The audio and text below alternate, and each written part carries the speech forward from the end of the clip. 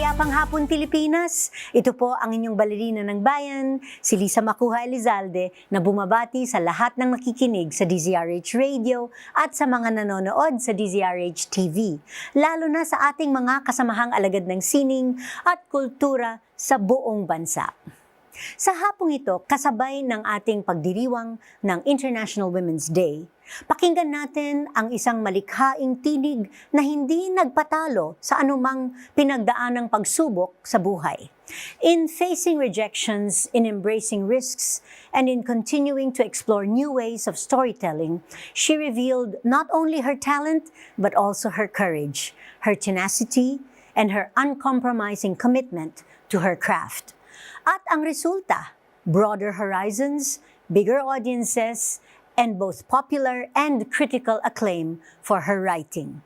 Paano niya nagawa ito? Yan ang ibabahagi niya sa atin sa araw na ito. Kaya't huwag kayong aalis, samahan ninyo kami sa kalahating oras ng masayang kwentuhan kasama ang matagumpay na screenwriter and book author na si Noreen Capili. Dito lamang sa Art to Art, magbabalik po kami pagkatapos ng ilang paalala. Programang hatid ay sining at kulturang para sa lahat. Magbabalik ang Art to Art. Tinesting, sinuri, siniyasan.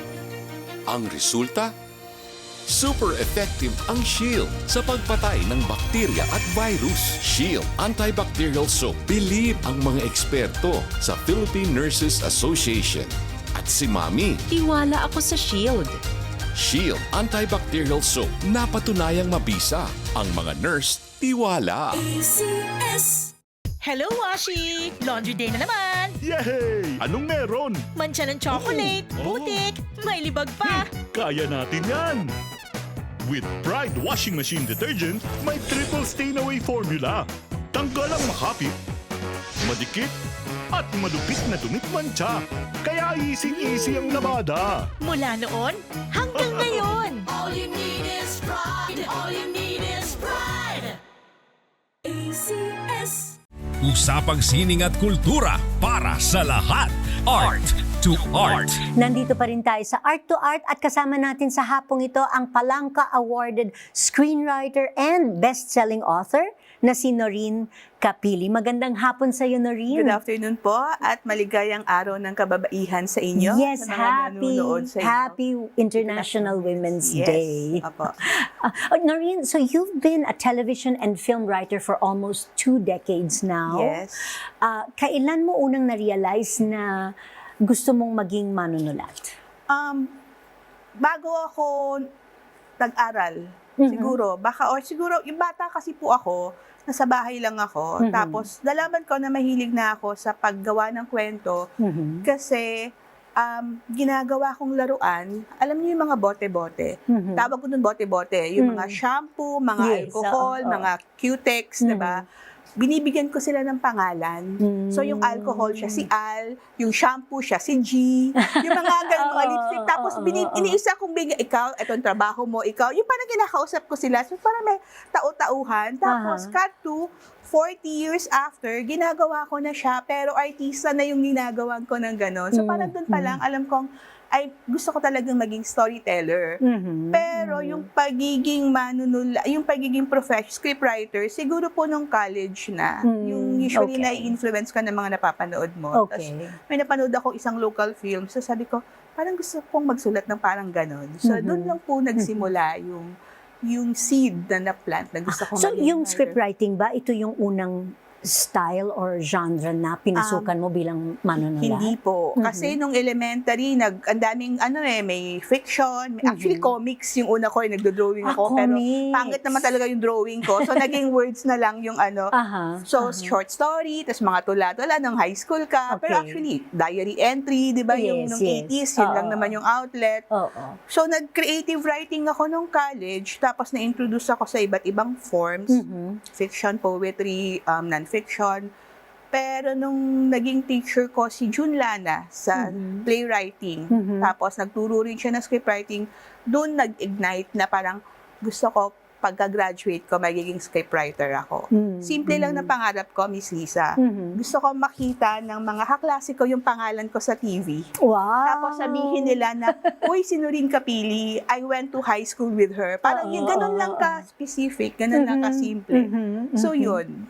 And congratulations, Thank nangyari you. siya. Pero hindi po naging madali. Okay, of course. Kasi of course. maraming rejections, gaya ng sinabi niyo, maraming hindi natanggap, maraming sinalihang contest na hindi nanalo. So, it took me parang ilang years din after graduation bago ko na-fulfill yung dream. Parang umabot ako sa point na, baka hindi naman para sa akin to. So, ibang path yung pinuntahan ko. Nagbenta ako ng bahay at lupa na walang benta kasi hindi naman yun yung ano ko. Tapos, nagsulat ako ng mga technical manuals. Yun pong manual sa mga appliances na walang nagbabasa. Kami yung nagsusulat nun. Ako yung nagsulat nun. Yung Okay. ganon. Ang dami kong ginawang odd jobs bago naging finally nabigyan ng chance na makapasok sa network. At Okay. tuloy-tuloy na from Yes, there. yes. So how do you prepare yourself to become a scriptwriter? Right now, kailangan nyo lang po, I think for everyone, kailangan nyo lang ng experience life. And lagi sinasabi ni Sir Ricky Lee na your bad decisions will make good stories someday. So I think it's okay to, especially when you were young pa, kasi you have your youth as an excuse ng bata ka, no? You make mistakes, you live life, you take risks.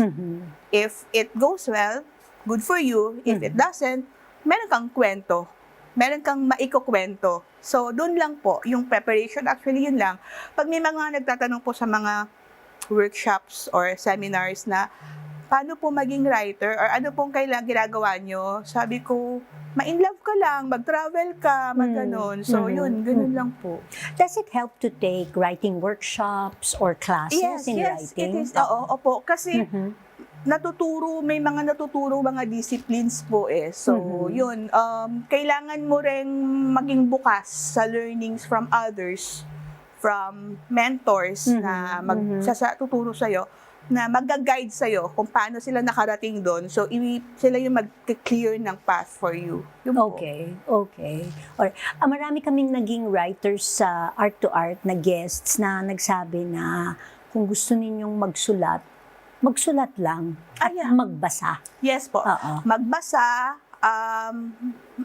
ng tama. Magbasa, totoo yun. Libro, comics, kahit ano, kasi may mga nagsasabi na, ay, dapat yung binabasa mo, mga literary lang, hindi. Kahit mga popular books, mga Wattpad, mga comics, basahin mo siya lahat. Read as much as you can, kahit totoo po yun. Kasi parang para kang nag-shopping ng mga ingredients na nandiyan lang yun sa utak mo. Yes, So pag oo. nagsusulat ka na, lalabas na yung mga nabasa mo, yung ganon. Magbasa, mag-travel din, lumabas. I mean, hindi mo kailangan maggumastos, di ba? Parang maglakad-lakad ka lang sa neighborhood mo.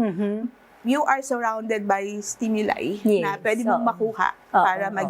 magamit mo. So, kailangan talaga yung observation skills mo talagang enhanced. Yes. Ano? Oo. O pagiging marites. Or pagiging chismosa. Kasi ginagawa ko po yun. Yung dati, yung nasa public place, halimbawa, nasa MRT or nasa coffee shop, nag-eavesdrop ako. Kunwari lang may earphones ako. Pero, naririnig ko yung usapan nila kasi may napupulot, whether it's a line or it's a story, kwento lang yung katabi mo sa MRT. May magandang linya yun na, yung ganon. So, yes po, ganon. Yes, okay. Pero ano ang real world challenges in the profession na hindi natututunan naman sa classes o workshops? Siguro yung emotional na na lahat may rejection na even if you're 20, 30 years na sa industry, kahit national artist ka pa, kahit ano ka pa, nakakaranas ka rin ng rejection. And ang matindi mong kalaban yung sarili mo kasi you are doubting yourself na.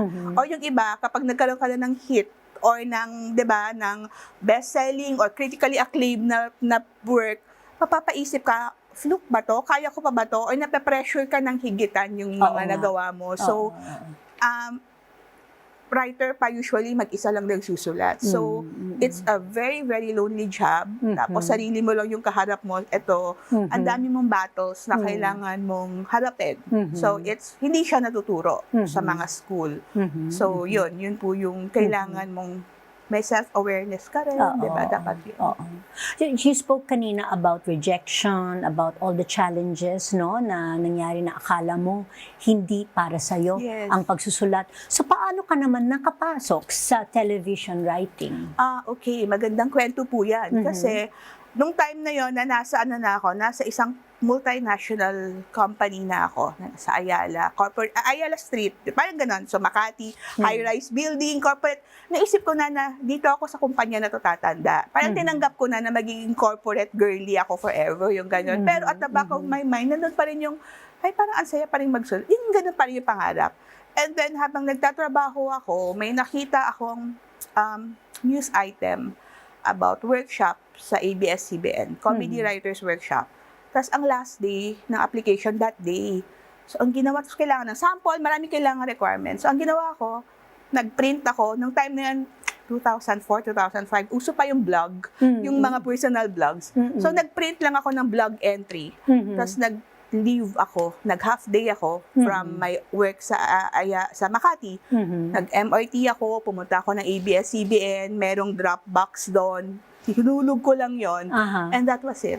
Wow. Tinawagan ako para sabihin, wala po kayong sinabit na resume, number lang, tsaka yung essay yung sinabit nyo, pero tanggap na po kayo sa workshop. Workshop pa lang yun. Okay, So, nag-workshop ako, and then, yun yung naging entry ko para makapasok, kasi yung nag-workshop nun is Joey Reyes. May ginagawa siyang show, kinuha niya ako sa show niya, and that was the beginning. Wow. Yeah. So, parang fate, parang perfect nga. time. Kasi kung hindi ako nagbabrowse sa internet, Yes. hindi mangyayari yung Oo, gano'n. destiny. Destiny siya. Yes. Oo, okay. So, walk us through naman the usual work day of a television writer, lalo na kung meron kang daily na teleserye. Okay. Ngayon po, parang 13 years akong naging TV writer bago ako nag-resign. Before pandemic, tapos nag-freelance ako. Pero ngayon, balik writer na po kasi ako. Balik sa TV. So, usually, may meetings. Kasi, magsusulat. Hindi na, head writer na kasi ako, no? So, hindi ako everyday na nagsusulat. Pero nung writer, babangon ka, magsusulat ka, tapos isasubmit mo, mag-meeting kayo the next day, tapos parang ganon, pag dati. Pero ngayon, mas maluwang na, mas may work-life balance na, may okay na. Pero, totoo yung dati, parang pagising mo magsusulat ka, pag bago ka matulog, magsusulat ka, yung laptop na yung asawa mo, parang ganon. Totoo yon sa mga dati. Pero ngayon, hindi na eh. I mean, it's good na nagbago na yung ganong klaseng Ngayon, pwede ka nang spend some time with your friends, tapos, magsusulat ako ng 3 hours, 4 hours, and then balik uli ako sa mga family ko, sa ibang ginagawa ko. Is that because nagbago na ang mga patakaran Yes. sa pagtrabaho? Yes, sa oo. mga Siguro, taping? nakatulong din na nag-pandemic, kasi nung nag-pandemic, natuloy pa rin yung series and all, nagbabangko na sila, para hindi na, kasi may mga protocols nun eh. So, na-apply pa rin yun ngayon na may mga advance na tayo. So, ganun. At saka parang meron na rin yung Eddie Garcia bill. EGL, mga ganon, no? yes, Oo. Eddie Garcia. Although hindi naman covered ng ang mga writers doon sa law na yon, kasi ang pinoprotect lang niya yung mga nasa set eh. And yung writers usually hindi ka naman kasama sa set. Parang you work at your own pace naman sa bahay mo kung saan ka man. So hindi siya. Hindi ko alam yun, ang writers hindi kasama sa set. Hindi okay. kasama. Parang nasa bahay ka lang, nagsusulat ka, tapos isasubmit mo sa kanila yung script. Yan. Pag pag kailangan lang siguro, halimbawa, may tanong ang director na bakit kailangan mong magpaliwanag. So, kailangan mong pumunta kasi mas okay yung face-to-face kaya. Pero, hindi naman required na nasa So, walang naka-standby na writer kung halimbawa may mga last-minute changes na Depende kailangan po kasi sa gawin? production. Kasi Okay. meron iba na wala na, okay na, magsusulat ka lang, submit mo lang. Merong iba na parang assign talaga siya para nandun siya, naka-standby, para pag may mga tanong, hindi lang about the script, but about the anong costume nito, anong ano nito. Yung mga, lalo na if madalian, yung gano'n, na walang time para mag-meeting, mag-prepare for that. Meron. Pero mostly, hindi naman na. I Hindi see. masyado. Okay. So, sa ngayon, isa kang head writer para sa sikat na teleseryeng Batang Quiapo. So, ano ang pinakamahirap at ano din ang pinaka-fulfilling na karanasan sa paghawak ng isang long-running blockbuster series na tulad ng Batang Quiapo? Actually po, kasi kakapasok ko lang sa Batang Quiapo. So, hindi ako yung authority to talk about it. But my experience before sa ang probinsyano, it's syempre the pressure is same naman Coco Martin pa rin, di ba? Dati, yung pressure nandun, yung syempre, pag may pressure, may stress, pero grabe din yung fulfillment. Pag nakita mong, ay, ang ganda-ganda pala ng ginawa namin, na proud ka, yan doon yung pride sa ginawa mo eh. And dahil alam mo na it is successful at pinapanood ng milyon-milyon na tao, magiging passionate ka to push yourself na to do more than what is expected of you. Kasi alam mong, di ba ang saya na ang daming nakakakilala sa pangalan, sa mga characters na ginawa mo at ang dami, di ba? So, na motivate ka na magtrabaho ng beyond pa sa hinihingi sa'yo because of its success, yung parang ganon. So, yun, ganun po yung feeling. And for writers, di ba, parang masaya kami na merong nakakabasa, nakakakita, nakakanood ng mga sinulat namin. Kesa yung ibang, siguro, chill nga tayo, walang pressure. Pero pag sinabi mo kung ano yung show mo or ano yung ginawa mo, ano yun? Yung hindi nila alam, diba? So, okay lang ako sa ganitong klaseng environment. Kasi alam mo na, ang saya. Tsaka, if it's, kaya siya successful, kaya siya maganda. Kasi lahat ng tao, ganun yung mentality, ganun yung mindset, lahat ng katrabaho mo. So, pag pinanood mo yung product nyo, proud kayong lahat kasi alam yung we all did our best for that. Ang challenge niyan, paano natin hihigot na yan sa next episode, di ba yung ganun? But yun, masaya, very fulfilling. And what are the secret ingredients in creating a highly successful Pinoy teleserye?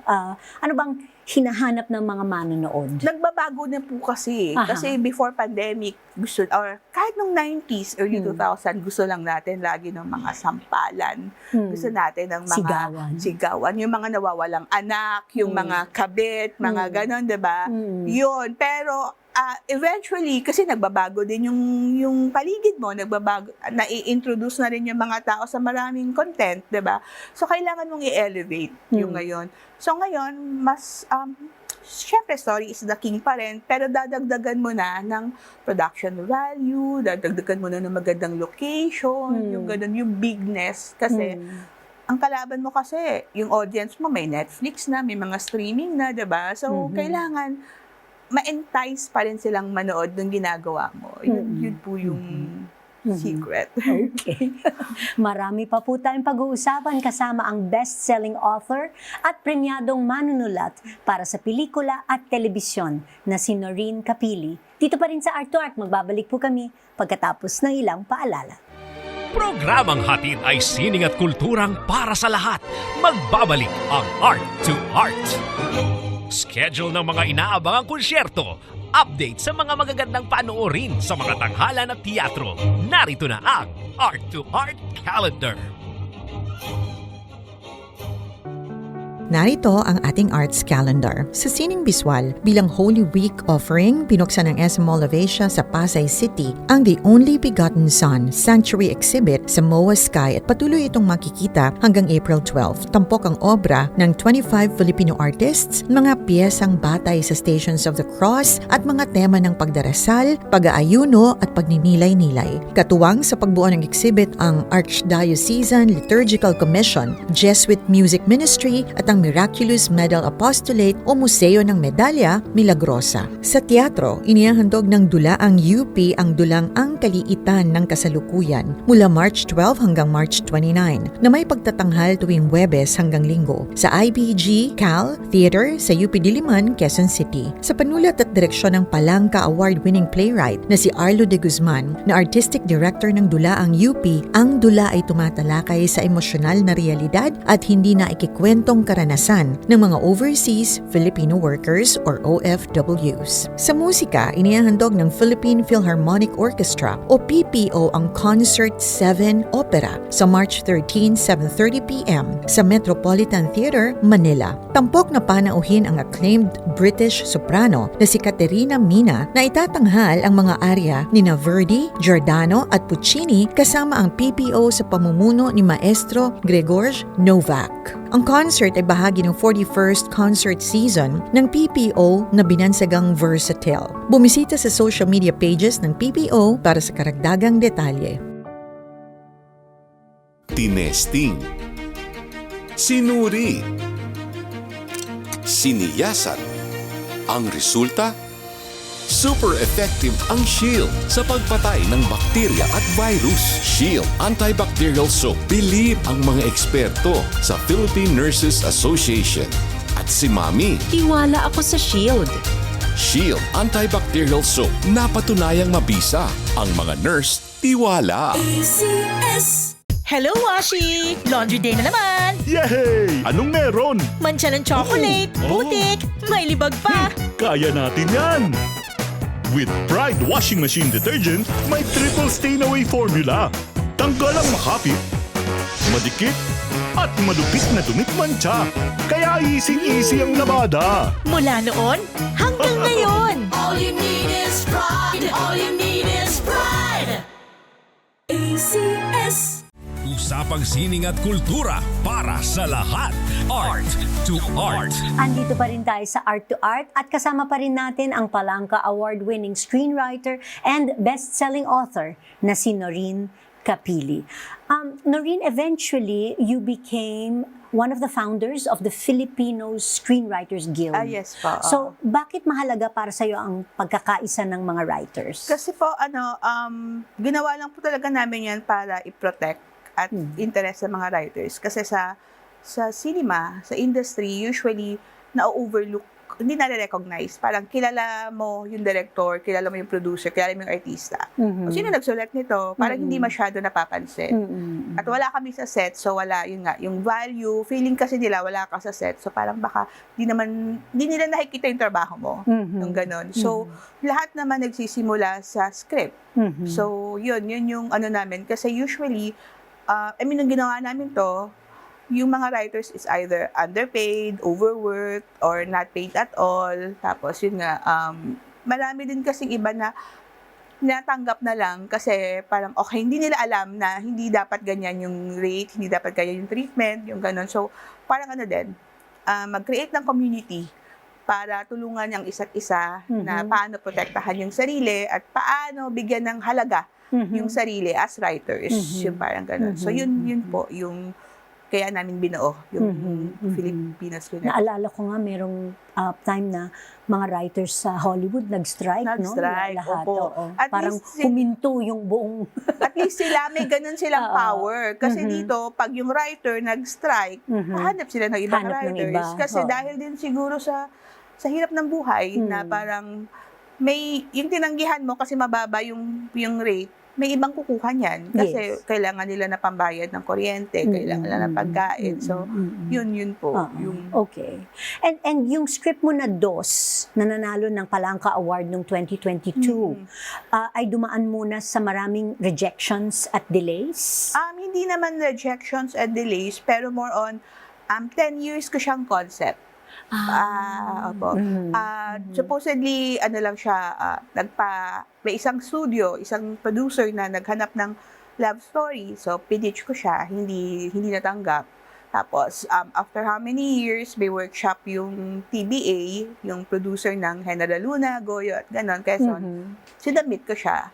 Nagustuhan nila. Actually, gusto nilang i-produce Kaya lang nagka-pandemic. So, I tapos see. after nung bumalik yung pandemic, hindi na nag-cost cutting na, hindi na kayang i-ano. So, sinali ko siya sa palangka at nanalo. Parang, so, pero nandun lang siya, hindi siya napoproduce pa, pero hoping lang pa rin ako na baka hindi pa panahon kasi yung trajectory naman ng career ko and all, naka-base naman sa right time di ba, sa destiny Yes. and all. So, nag-aantay Oo. lang ako ng right time for it na Okay. ma-produce, kung mapoproduce man. But if not, okay lang din kasi, it's, nasulat ko siya. So, Yeah. ibang At nanalo ng palangka. Nanalo ng palangka. Yeah. Okay, so let's go to your book writing naman. Bakit Okay. mo naman pinasok ito? Ang mahabang Ito ba kwento. ang mga libro ito mo? yung mga kwento. Nasa studio natin ngayon.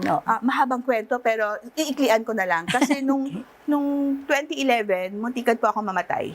Nagka-ruptured aneurysm ako. Nakomatose ako, ng ilang araw, 2 weeks ako, nasa ICU, ganon. So, paglabas ko, thank God, I'm alive, di ba? Miracle. Sabi kasi ruptured aneurysm, yung chances of survival niya, maliit lang. Sabi ko, kailangan kong gawin yung matagal ko nang gustong gawin. Kasi nung bata ako, gusto ko lang naman, nung college, makapagsulat ng TV, makapagsulat ng pelikula, makapagsulat ng libro. So, naghanap po ako ng publisher, ng ganyan. Marami din ako rejections. Marami akong minessage ng mga publisher na hindi ako pinansin. Tapos nakita ko ang Anvil, meron silang call for new manuscript. So, nag-submit ako. Again, tamang panahon. Kasi nung year na yon, naghahanap daw po sila. Kasi yung Anvil, yung mga pinapublish nila, mga textbooks, mga literary, di ba? Luwalhati Bautista, mga Ambeto Campo. But that year na nag-submit ako ng sample manuscript, naghahanap daw po sila ng babaeng babong. And nakita po ni Miss Karina, yung publisher ng Anvil, nakita niya yung yung sulat ko. So, pinatawag ako. Tas, hindi lang ako binigyan ng isang libro, binigyan ako ng 3 libro ng Anvil Publication. Congratulations. So, ito po yung unang libro ko na pinablish noong 2013. Parang kayo, pero hindi. Tapos nagkaroon po siya ng bagong version kasi nag 10 years na.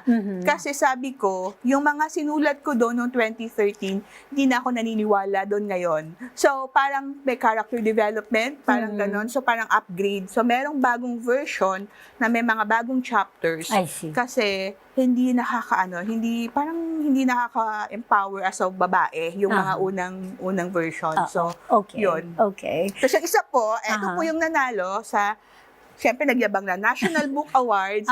Kasi sabi, buti pa ang Roma, may bagong papa.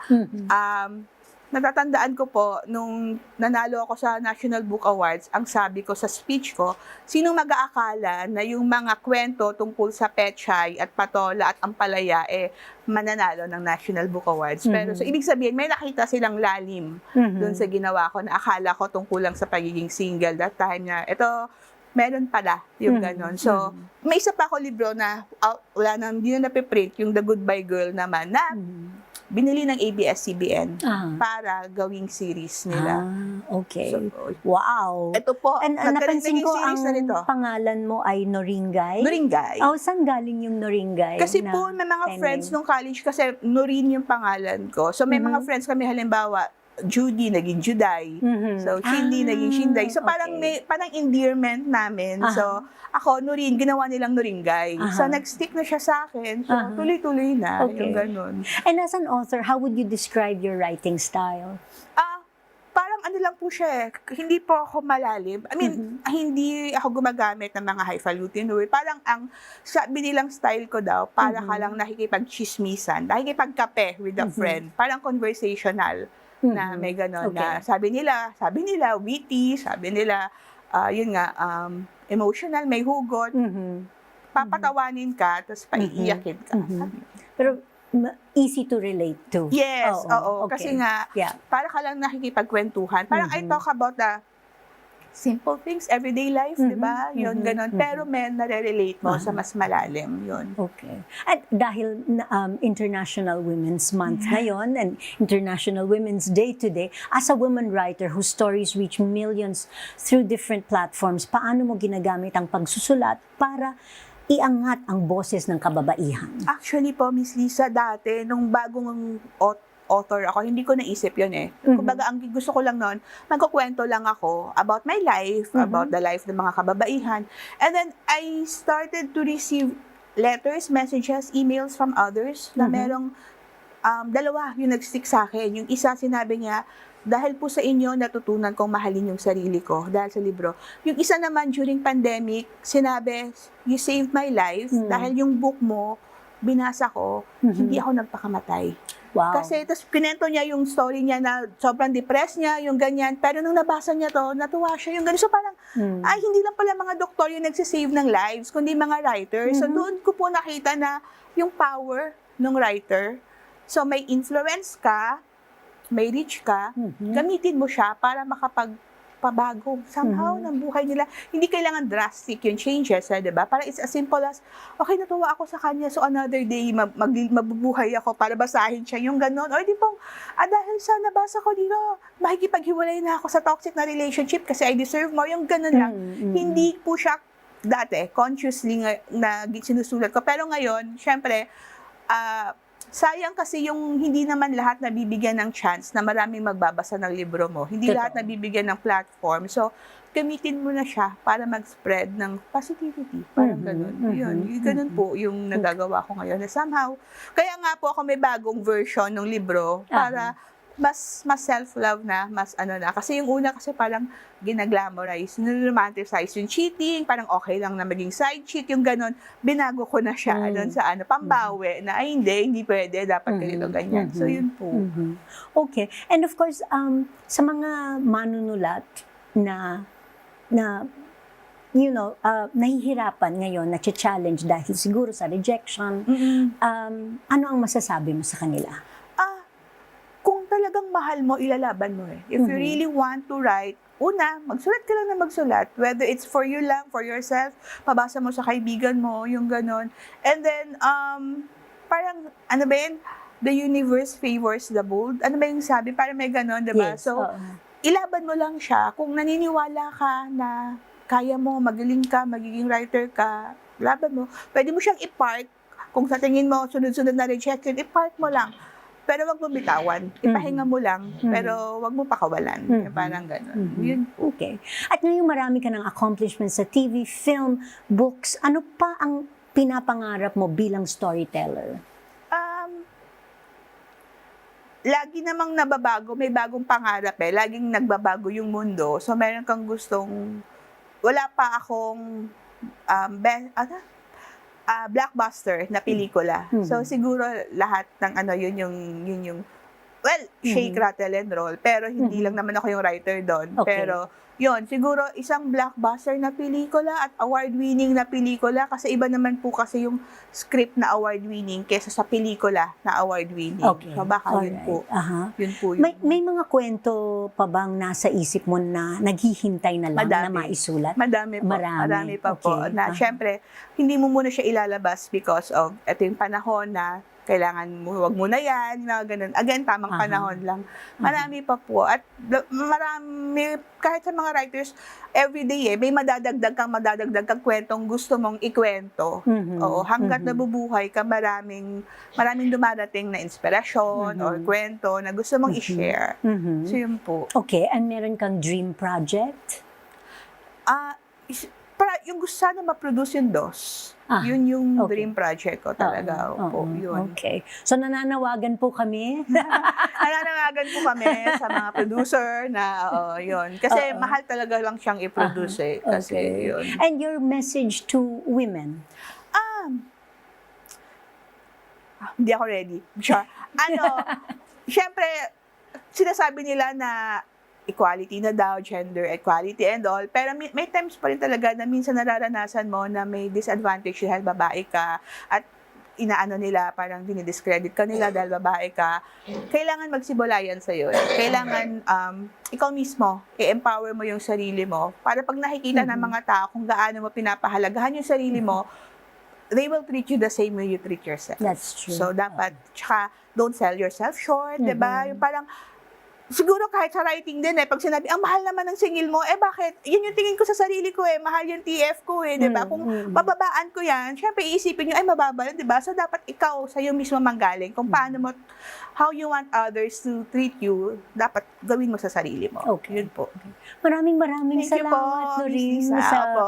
pagdalo mo sa amin This was sa fun. hapong ito. Of course, Daldal ko, sorry. And of course, we wish you more success Thank in the you. future at sana matupad lahat ng dream projects mo. Sana gawing pelikula na ang Yes. dos. Thank you po. Again, Happy International Women's Happy Day. International Women's Day. At sa lahat ng kababaihan na nanonood sa atin ngayon, sa hapong ito, Happy International Women's Day sa ating lahat. Hanggang sa susunod na linggo, samahan ninyo kami dito sa Art to Art, kung saan ang usapang sining at kultura ay para sa lahat. Ito po ang inyong balerina ng bayan, Lisa Macuja Elizalde, nagpupugay sa Artistang Pilipino.